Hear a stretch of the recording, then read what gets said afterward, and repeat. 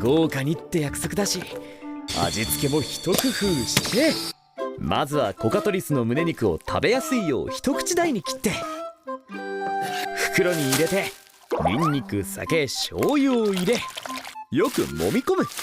肉とタレがなじむ。